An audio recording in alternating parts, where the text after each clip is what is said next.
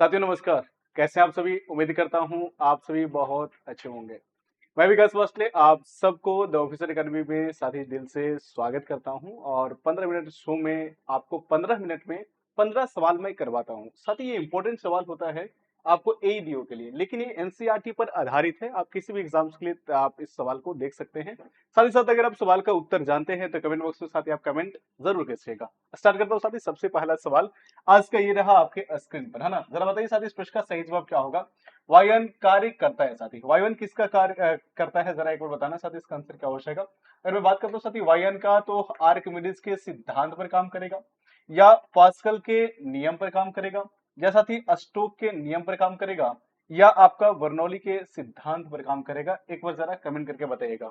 ऐसे तो मैं बात करता हूँ वायुयान के बारे में, तो आप सभी जानते हैं साथी वायुयान जिसे आप एरोप्लेन कहते हैं, और वायुयान जब उड़ती हैं तो साथी आप देखेंगे तो वहां पे किसका सिद्धांत लागू होगा? क्या आर्किमिडीज का सिद्धांत? बिल्कुल नहीं साथी, क्योंकि आर्किमिडीज का जो सिद्धांत होता है वो कब लागू होता है? जब साथी किसी वस्तु को हम पानी में डुबोते हैं। जब किसी वस्तु को साथी पानी में डुबोया जाएगा तो उस समय जो काम करता है साथी उसे आर्किमिडीज का सिद्धांत कहते हैं। क्या कहते हैं? आर्किमिडीज का सिद्धांत कहते हैं, क्योंकि आर्किमिडीज ने बताया था कि जब किसी वस्तु को आप द्रव में डुबोते हैं तो उस द्रव के द्वारा भी उस वस्तु पर बल लगाया जाएगा, और साथ ही इसके बाद और तैरता हुआ नजर आता है। उत्प्लावन बल के बारे में आप जानते होंगे, उत्प्लावन बल के बारे में वहीं से कंसेप्ट करके आया होगा। एक बात उन्होंने और बोला था कि जब किसी वस्तु को द्रव में डुबोते हैं तो उस वस्तु के भार में एक आभासी कमी आता है, वह कमी साथी वस्तु के द्वारा हटाया गया द्रव के बराबर होता है। द्रव के भार के बराबर होता है साथी, ये बिल्कुल नहीं होगा। पास्कल का नियम साथी द्रव के दाब से संबंधित है, नहीं होगा साथी। स्टोक का नियम जो है, जो आपका श्यानता होता है, यानी कि द्रव में जो साथी गढ़ापन होता है, वहां पे जो उनके कणों के बीच में साथी जो बल लगता है उसे हम स्टोक का नियम कहते हैं। इस बात को साथ ही ध्यान रखना। इस प्रश्न का बिल्कुल सही जवाब क्या होगा? बर्नौली का सिद्धांत। बर्नौली नामक एक वैज्ञानिक थे, उनका कहना था कि जैसे जैसे गतिज ऊर्जा का मान बढ़ता चला जाता है, वैसे वैसे साथी दाब का मान कम होता है। तो जब साथी रनवे पर वायुयान पहले दौड़ती हैं, चलती हुई नजर आती है, तो आप देखोगे कि उड़ने से पहले लगातार दौड़ती है साथी, लगातार दौड़ती नजर आएंगी, यानी कि धीरे धीरे साथी गोल गोल चक्कर लगाते हैं अपने रनवे पर, और इतना वेग प्राप्त कर लेते हैं कि उसका दाब कम हो जाता है अंदर वाला साथी। जैसे ही दाब कम होता है तो ऊपर उड़ना शुरू कर देती है। तो इस बात को ध्यान रखना साथी, बर्नौली के सिद्धांत में बात कहा गया था। डी बिल्कुल सही जवाब होगा। नेक्स्ट, बरसात की बूंदों का गोल आकार साथी किसके कारण होता है?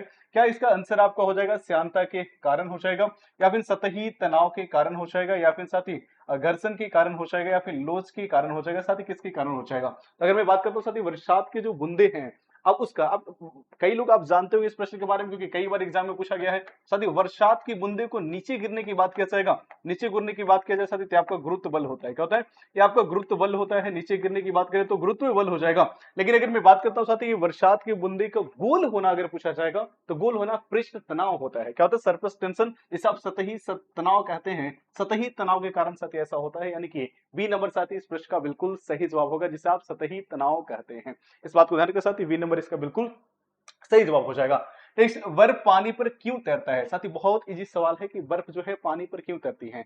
अगर साथी यहाँ से एक और मैं कंसेप्ट अलग थोड़ा बताऊंगा। अब थोड़ा सा मैं पहले बताता हूँ जनरल कॉन्सेप्ट जो है, ये आपका साथी पानी है, और इस पानी के ऊपर अगर आप बर्फ को डालते हैं तो ये जो आपका बर्फ है ये इस पे तैरता हुआ नजर आता है। साथी बर्फ आपको तैरता हुआ नजर आता है, कारण क्या है? कि बर्फ का घनत्व जो होता है, बर्फ का जो डेंसिटी होता है, वो पानी से साथी कम होता है, और पानी का डेंसिटी ज्यादा होता है, इसलिए बर्फ तैरता हुआ नजर आती है। तो यानी कहेंगे कि इस प्रश्न का बिल्कुल सही जवाब साथी क्या होगा? जो आपका बर्फ है साथी, जो आपका बर्फ है उसका घनत्व पानी से कम होता है साथी। बर्फ का साथी घनत्व जो है पानी से कब होता है, और आपका बर्फ में क्या होगा? ज्यादा हो जाएगा। बिल्कुल सही जो होगा साथी, बर्फ पानी बर्फ से ज्यादा गहरा होता है। ये साथी गहरा नहीं, डेंसिटी से ही डिपेंड करता है। लेकिन एक बात और समझिएगा साथी, एक टब है, और उस टब में अगर ऐसा पूछा जाता है कि टब जो है पानी से पूरा भरा हुआ है ना, पूरा भरा हुआ है, और इसमें अगर साथी कर दिया जाए कि बर्फ का एक टुकड़ा डाल दिया जाए, पूरा ये भरा हुआ है, यहाँ तक ऐसे पूरा साथी भरा हुआ है, और इसमें अगर हम बर्फ के टुकड़ा डाल दें, ये पिघलता है, तो इसका स्तर बढ़ेगा या नहीं बढ़ेगा? जरा कमेंट करके आप बताइएगा साथी कि बढ़ेगा कि नहीं बढ़ेगा। साथी इसी बात अगर आपको केरोसिन तेल होगा, उसमें बर्फ की टुकड़ा डाला जाएगा, तो वहां पे साथी उसका लेवल बढ़ता है, और पूरा भरा हुआ है तो साथी बढ़कर नीचे गिर जाएगी। इस बात को ध्यान रखना। दो अलग अलग कॉन्सेप्ट है, वहां से भी सवाल बन जाता है। साथ ही इस प्रश्न को बातों को ध्यान रखना, बी नंबर बिल्कुल सही जवाब होगा। आगे बढ़ने से पहले साथी मैं बता दूं कि अगर एईडीओ का बेहतरीन तरीका से ऑफलाइन में पढ़ना चाहते हैं, शिक्षकों के साथ ही सन्निध में रहकर सामने से पढ़ना चाहते हैं, तो आप हमारे साथ साथी सेंटर पर जुड़ सकते हैं। ये सेंटर नया टोला साथी है, यानी कह सकते हैं मुसलमपुर हाट से थोड़ा सा आगे जाएंगे, नया टोला केंद्र पर ये आपको साथी मिल जाएगा। बीपीएससी एईडीओ का एक बैच है जो साथी आ रहा है 8 सितंबर से, तो आप साथी इसमें जुड़ना बिल्कुल मत भूलिएगा। अगर आप पटना में रहते हैं तो आप जरूर भूलिएगा। नेक्स्ट साथी कह रहे हैं बहुत अच्छा सवाल है साथी, वीवीआई सवाल कर सकते हैं, बहुत इंपॉर्टेंट सवाल है। ऐसे तो 15 के 15 सवाल इंपॉर्टेंट है, लेकिन ये बहुत ज्यादा इस सेशन का इंपॉर्टेंट सवाल है। असमान त्रिज्या की नली जिसके दो विभिन्न स्थानों पर अनुप्रस्थ काट क्षेत्रफल अनुपात 1:2 में हो, हम इस असंपिंड द्रव के लिए इस नली में प्रवेश कर रहे हैं तथा बाहर निकल रहे साथी द्रव के वेगों का अनुपात क्या होगा। यदि बाहर निकल रहे वेगों का अनुपात क्या हो जाएगा, क्या 1:2 हो जाएगा, 1:4 हो जाएगा, या फिर 2:1 हो जाएगा, या साथी 2:1 हो जाएगा। इस बात को साथी ध्यान रखेंगे, है ना। तो अगर मैं बात करता हूँ इस प्रश्न को बताने के लिए साथी, उससे पहले मैं बता दूं कि अगर सेशन आपको अच्छा लगता है तो सेशन को लाइक जरूर कीजिएगा और कमेंट करके हर एक प्रश्न का आंसर जरूर दीजिएगा, ताकि आप अपने आप को आंकलन कर सके कि 15 सवाल में से 15 बन रहा है कि नहीं बन रहा है। सेशन कैसा लगता है उसको भी बता दीजिएगा। आते साथी इस प्रश्न के बारे में, अगर मैं इस प्रश्न के बारे में बात करूं साथी, एक आपको बहुत अच्छा फॉर्मूला होता है वेग और अनुप्रस्थ काट के क्षेत्रफल से। स्टैंडर्ड फॉर्मूला है A1V1 यानी कि एरिया 1 V1 साथी उसका वेलोसिटी A2V2 साथी। इस कंडीशन में आप देखोगे साथी क्या हो जाएगा, इस कंडीशन में आप देखेंगे साथी जो A1 है कितना दे रखा है, तो आप A1 A2 मतलब रेशियो दे रखा है, A1 A2 को साथी रेशियो दे रखा है, तो एक तरफ कर देंगे आपका V2/V1 हो जाएगा। A1 A2 का रेशियो क्या है, 1:2 है, 1 आपका 2 है, तो आप कहेंगे साथी V2/V1 कितना है, तो आप निकालो साथी यहाँ से V1/V2 निकालना होगा, क्योंकि इस नली में प्रवेश कर रहे बाहर निकल रहे द्रव का वेगों का अनुपात निकालना है, यानी कि V2/V1 निकालना होगा। ये आपका 1/2 है, बट्टा मतलब यही होता है, अनुपात मतलब यही होता है। तो अगर आप V1/V2 निकालेंगे तो साथी क्या होगा, V1/V2 करेंगे तो 2/1 हो जाएगा, और इसको रेशियो में साथी 2:1 किया जाएगा, 2:1 किया जाएगा। सी इसका बिल्कुल सही जवाब होगा। क्या होगा, सी नंबर साथी इस प्रश्न का बिल्कुल सही जवाब होगा। इस बात को साथी ध्यान रखेंगे, है ना। सी सही जवाब हो जाएगा। नेक्स्ट, यदि वस्तु का घनत्व पानी के घनत्व से अधिक होता है तो साथी वस्तु क्या होगा, क्या पानी में डूब जाएगी, या पानी में तैरने लगेगी, या ए और बी दोनों, या इनमें से साथी कोई नहीं, या फिर इनमें से कोई नहीं। जरा एक बार कमेंट करके बताइए साथी इसका आंसर क्या हो जाएगा। अगर मैं साथी यहाँ पे बात करता हूँ कि कोई वस्तु जो है पानी में डूब जाती है, इसका मतलब क्या होगा, ज्यादा ध्यान देना साथी। कोई अगर वस्तु है और ये वस्तु किसी भी द्रव में डूब रही है ना, किसी भी द्रव में डूब रही है, इसका मतलब साथी है कि उस द्रव से इसका जो डेंसिटी होगा, साथी डेंसिटी होगा क्या होगा, उस द्रव से साथी इसका डेंसिटी ज्यादा होगा। अगर साथी कोई वस्तु जो है तैरती हुई नजर आती है, इसका मतलब क्या है कि उस वस्तु का जो आपका डेंसिटी होगा उस द्रव से कम होगा। अगर तल के अंदर आकर तैर रही है तो इसका मतलब साथी वस्तु का जो डेंसिटी होगा वो द्रव का डेंसिटी से बराबर होगा। क्या होगा, द्रव का डेंसिटी से बराबर होगा। साथी इस बात को ध्यान रखिएगा, यानी कि घनत्व के आधार पर ही कोई वस्तु उसमें डूबती है, तैरती है, या फिर थोड़ा सा नीचे आकर गति करता हुआ साथी नजर आती है। तो इस बात को ध्यान रखना, साथी पानी में डूब जाएगी कब, जब वस्तु का गति वस्तु की घनत्व पानी के घनत्व से अधिक हो साथी, तो आपको पानी में डूब जाएगी। क्योंकि घनत्व ज्यादा होगा तो डूब जाएगी, कम रहेगा तैरेगी, और सामान्य हो जाएगा तो थोड़ा सा नीचे आकर तैरेगी। इस बात को साथी ध्यान रखना, ठीक है। चलो साथी, ए नंबर बिल्कुल सही जवाब होगा। नेक्स्ट, हुक के नियमानुसार कम विरूपण के लिए क्या है साथी, प्रतिबल आपको इसका होगा, प्रतिबल विकृति का डायरेक्टली प्रोपोर्शनल हो जाएगा, प्रतिबल 1/विकृति का स्क्वायर हो जाएगा, या प्रतिबल बराबर विकृति का स्क्वायर हो जाएगा। साथ ही किसके कारण होगा जरा एक बार कमेंट करना। अगर हुक के नियमानुसार साथ की बात किया जाए तो आप कह रहे हैं कि विरूपण के लिए क्या होगा ना, विरूपण के लिए यानी कि हुक का नियम पूछा जा रहा है। साथ ही हुक्स लॉ अगर बात करें तो हुक का नियम क्या बोला था, हुक नामक एक वैज्ञानिक थे, उन्होंने बोला था कि प्रतिबल जो होता है, या प्रतिबल साथ ही आगे की अगर मैं बात करता हूं तो प्रतिबल जो है विकृति का डायरेक्टली प्रोपोर्शनल होता है, विकृति का डायरेक्टली प्रोपोर्शनल होता है। यानी साथ ही आपका प्रतिबल जो है विकृति का डायरेक्टली प्रोपोर्शनल होगा, यानी कि जैसे जैसे अगर आप प्रतिबल के मान बढ़ाते हैं वैसे वैसे साथ ही विकृति बदलेगा। या फिर आप ये भी कह सकते हैं कि किसी पदार्थ का अगर विकृति बदल रहा है तो उसका प्रतिबल का मान भी बढ़ेगा। विकृति का मतलब होता है जो आपका ओरिजिनल लंबाई है और जो साथ ही आपका लंबाई में जो बदलाव हो रहा है, दोनों को अनुपात को विकृति कहा जाता है। जैसे एक रबर को खींचेंगे तो पहले की लंबाई और खींचने के पश्चात जो लंबाई हुआ, उन दोनों के रेशियो का हम उसका विकृति कहते हैं। तो प्रतिबल डिपेंड करता है विकृति पर, इस बात को साथी देखना। और ये बात साथी किसने बोला, ये बात आपका हुक्स ने बोला था, लेकिन एक प्रत्यस्था सीमा के अंतर्गत ही होता है। तो क्या होता है, एक प्रत्यस्था इलास्टिसिटी सीमा के अंतर्गत ही होता है। इलास्टिसिटी से अगर बाहर निकल जाएगा तो फिर वहां पे ये कंडीशन नहीं होगा, क्योंकि विकृति वहां पे नहीं होगा। इस बात को साथी ध्यान रखना। तो इसने क्या बोला था कि प्रतिबल डायरेक्टली प्रोपोर्शनल टू द विकृति, प्रतिबल आपको विकृति के बराबर है। इस बात को साथ ही ध्यान रखना, ठीक है। नेक्स्ट, गिलास में पानी पर बर्फ तैर रहा है, यदि बर्फ पिघल जाए तो आयतन पर क्या प्रभाव पड़ेगा। यही साथी मैं आपसे कमेंट बॉक्स में आंसर पूछा था। इस प्रश्न का आंसर क्या हो जाएगा, जब पानी से भरे हुए गिलास में हम बर्फ को डालते हैं, धीरे धीरे वो पिघल जाएंगी तो क्या होगी।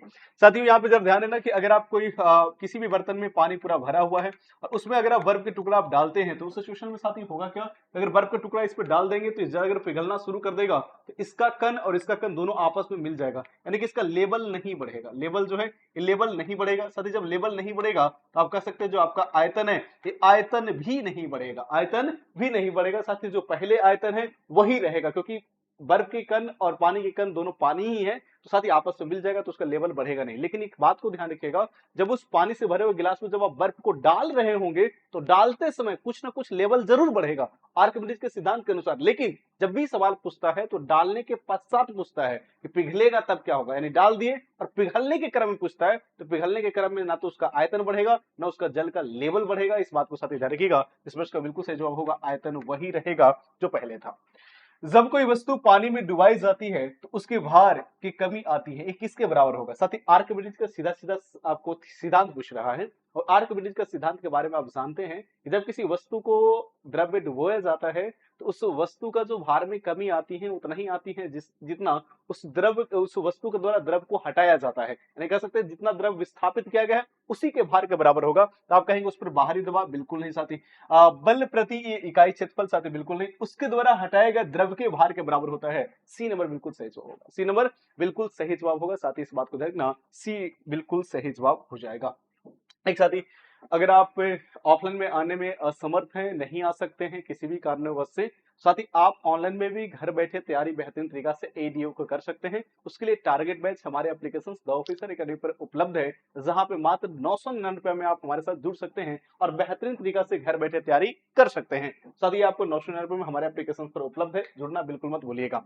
नेक्स्ट, निम्नलिखित में से किसके लिए केशिकत्व एकमात्र कारण नहीं है? साथी केशिकत्व किसके लिए कारण नहीं है? अगर मैं केशिकत्व की बात करता हूं साथी, ध्यान देना, केशिकत्व का मतलब क्या होता है? अगर किसी भी साथी माध्यम से द्रव ऊपर चढ़ रही है या फिर नीचे उतर रही है, इस प्रक्रिया को हम केशिकत्व कहते हैं। इस प्रक्रिया को कैपेबिलिटी कहा जाता है, जब द्रव ऊपर चढ़ती है या नीचे उतरती है। जैसे मोमबत्ती के जलना, द्रव ऊपर चढ़ती है। साथी अगर मैं बात करूं तो लालटेन में बत्ती के माध्यम से तेल का ऊपर चढ़ना केशिकत्व प्रक्रिया है। थीन पेपर पर स्याही डालने पर फैल जाना केशिकत्व की प्रक्रिया है। सूती वस्त्रों पर पानी डालने पर पानी फैल जाना केशिकत्व की प्रक्रिया है। साथी केशिकत्व की प्रक्रिया कौन नहीं है? स्याही का सूखना बिल्कुल है केशिकत्व की प्रक्रिया।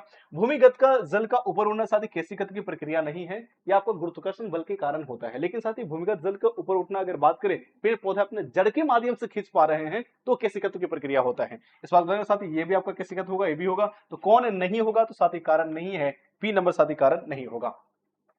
नेक्स्ट साथी, रबर से स्टील अधिक लचीला होता है, क्योंकि साथी, अच्छा लचीला का मतलब ये नहीं है साथी कि बहुत उससे कमजोर होता है। लचीला कहने का मतलब साथी यहाँ पे अधिक लचीला है। अधिक लचीला मतलब प्रत्यस्थता ज्यादा है। प्रत्यस्थता ज्यादा है मतलब इलास्टिसिटी ज्यादा होता है। प्रत्यस्थता साथी ज्यादा है, इलास्टिसिटी ज्यादा है, इसका कहने का मतलब ये हो रहा है। तो साथी उसका कारण क्या है कि घनता उच्च होता है, वह धातु है, प्रतिबल का विकृति से अनुपात अधिक है, या क्या होगा? बहुत अच्छा सवाल है। साथी समझिएगा, जो रबर है और जो स्टील है, अगर इसमें आप देखोगे तो दोनों में साथी क्या होता है कि आपका इलास्टिसिटी ज्यादा है। इलास्टिसिटी का मतलब होता है कि किसी पदार्थ पर अगर आप बल आरोपित कर रहे हैं तो जैसे ही बल को हटाएंगे तो अपनी अवस्था में जो तेजी से आएगा उसे हम कहते हैं कि उसका प्रत्यस्थता ज्यादा है। जो धीरे धीरे आएगा हम बोलेंगे उसका प्रत्यस्थता कम है। तो साथ ही अगर आप देखेंगे स्टील जो है, अगर स्टील को कण को हटाते हैं तो बहुत तेजी से सट जाएगा, यानी कहेंगे स्टील में प्रत्यस्थता ज्यादा होता है और रबर में प्रत्यस्थता कम होता है। लेकिन साथ ही किसके कारण ऐसा हो रहा है? क्योंकि अगर आप रबर के खींचेंगे तो विकृति होगा, विकृति होगा साथी। तो आप विकृति और प्रतिबल का रेशियो निकालेंगे। क्या करेंगे? प्रतिबल और विकृति का रेशियो निकालेंगे, यहां से कि कितना बल लगाया और कितना लंबाई में बदलाव हुआ, इसका रेशियो निकालेंगे। ठीक उसी प्रकार से स्टील में आप लगाएंगे, कितना बल आपने लगाया और कितना साथी विकृति हो गया, कितना विकृति हो गया। तो निश्चित है कि साथी अगर मान लो कि रबर को खींचना है, उसके कण को घसकाना है, तो कम बल लगाना होगा। लेकिन साथ ही स्टील को खींचना है तो बल बहुत ज्यादा लगाना होगा, क्योंकि स्टील बहुत कठोर होता है। आप बहुत ज्यादा बल लगाएंगे तब जाकर आप उसकी अवस्था को, आकार को बदल सकते हैं। तो बहुत ज्यादा बल लगाना होगा। तो जब बहुत ज्यादा बल लगाना हो तो निश्चित है कि इसका अनुपात क्या आएगा? ज्यादा आएगा, और इसका अनुपात साथी कम आएगा। तो इस कारण से साथी क्या होता है? उसका प्रत्यस्थता ज्यादा होता है, क्योंकि प्रतिबल और विकृति का अनुपात रबर के तुलना में ज्यादा आता है, रबर की तुलना में अधिक आता है। साथी इस प्रश्न का बिल्कुल सही जवाब सी नंबर होगा। साथी सेशन कैसा लग रहा है कमेंट करके जरूर बताइएगा, और अगर आपको अच्छा लग रहा है तो सेशन को लाइक जरूर कर दीजिएगा।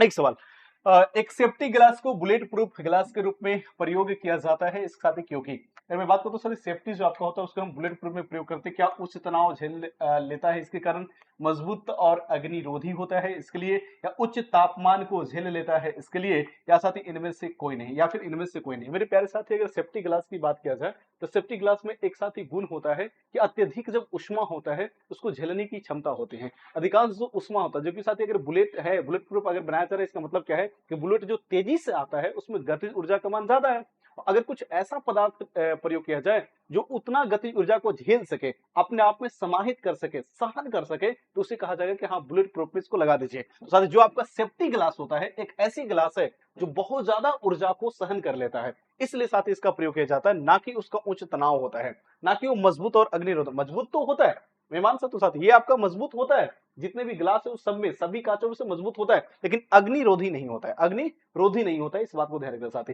ठीक है, मजबूत होता है तो साथी बिल्कुल गलत हो जाएगा। उच्च तापमान को झेल सकता है साथी, नहीं, उच्च ऊर्जा को झेल सकता है। उच्च तापमान और उच्च ऊर्जा में बड़ा अंतर होता है, तो उच्च ऊर्जा को जो झेल सकता है साथी उसे हम सेफ्टी ग्लास कहते हैं। ये आपका डी नंबर बिल्कुल सही जवाब होगा, इनमें से कोई नहीं होगा। एक हवाई जहाज को पंख पर बह रही हवा की चाल वृद्धि होती है तो पंख पर दाब क्या होगा? साथी बर्नौली के सिद्धांत याद कीजिए। वायुयान की उड़ने की बात किया जाए, किसी वस्तु को उड़ने की बात किया जाए, चलने की बात किया जाएगा, तो हर एक कंडीशन में बस एक मात्र आप याद रखिएगा कि अगर साथी उसका गति ऊर्जा बढ़ेगी तो दाब उसका कम हो जाएगा। अगर हवा की चाल साथी वृद्धि हो रही है तो पंख का दाब क्या होगा? घट जाएंगे, क्योंकि साथी बर्नौली के सिद्धांत इसका उल्टा बात बोला था, तो क्या हो जाएगा? कम हो जाएगा। सी नंबर साथी बिल्कुल सही जवाब हो जाएगा। उष्मागति के द्वितीय नियम का तात्पर्य क्या है?